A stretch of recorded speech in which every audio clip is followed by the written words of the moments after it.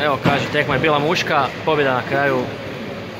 Da, uvijek je tu na pobjedu, znači ide se na glavu. Tako sa naše strane, tako sa njihove, to je čar derbi, teška utakmica kao i uvijek, ali mislim da smo zasluženo uzeli bodove i najbitnije su 3 boda. Nervoze dosta bilo na terenu, da?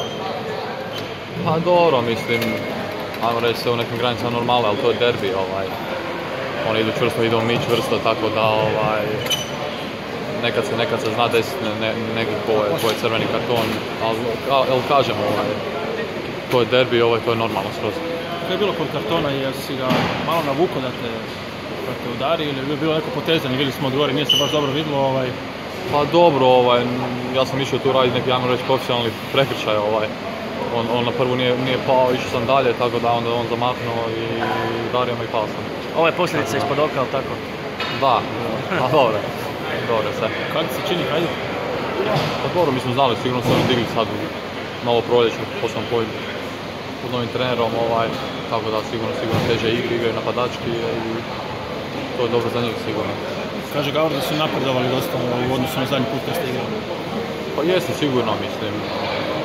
Svaka ekipa pod novim trenerom želi napredovati, tako da vidi se neke nove igraju, mislim oni jedini u ligi sa Rombom tim u vezi, tako da igraju malo drugačiji stil. Tako da, ponavljam, mi smo dali sebe, najbitnije 3 boda i idemo dalje.